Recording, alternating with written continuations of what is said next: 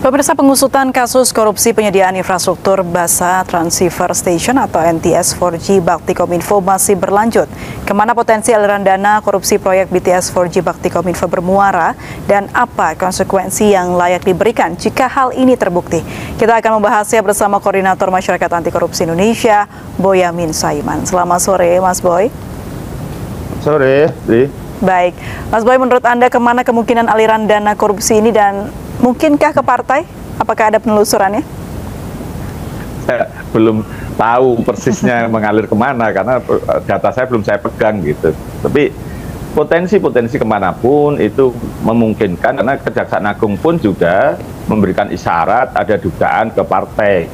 Nah, kalau saya itu dugaannya ada ke partai itu ya, tidak hanya satu partai aja, diduga ada partai yang lain yang pada posisi orangnya paling tidak, orang dari politisi atau keluarga dari politisi itu juga ikut menikmati keuntungan dari proyek ini.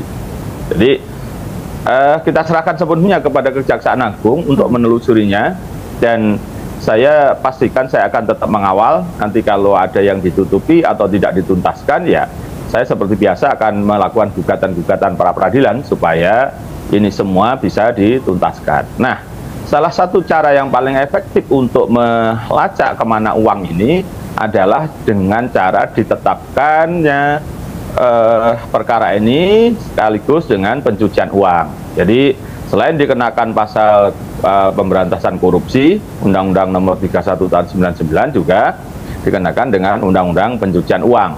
Nah, kalau nanti diterapkan juga pasal pencucian uang, maka uang jangankan 1 juta, 1.000 rupiah pun akan ketahuan kemana mengalirnya. Karena meskipun itu dengan cara cash gitu, tapi tetap bisa dilacak. Karena siapa yang terakhir mencairkan, dan kemudian pada saat yang bersamaan atau besoknya ada yang diduga memasukkan ke rekening atau berwujud menjadi barang, misalnya mobil atau rumah atau perhiasan, gitu masih bisa dilacak itu. Jadi itu yang paling gampang. Dan seperti dulu pernah waktu kasus Jiwasraya itu, saya sebagai pelapor Jiwasraya sekaligus juga minta dikenakan pencucian uang karena waktu itu Kejaksaan Agung masih ragu untuk mengenakan pencucian uang.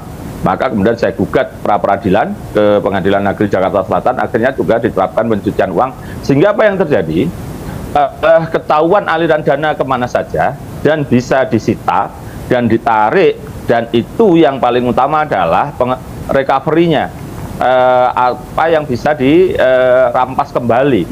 Nah, dengan demikian saya itu selalu menekankan teman-teman Kejaksaan Agung itu periode sejak Jiwasraya itu yang penting itu dari pemberantasan korupsi adalah pengembaliannya, perampasannya.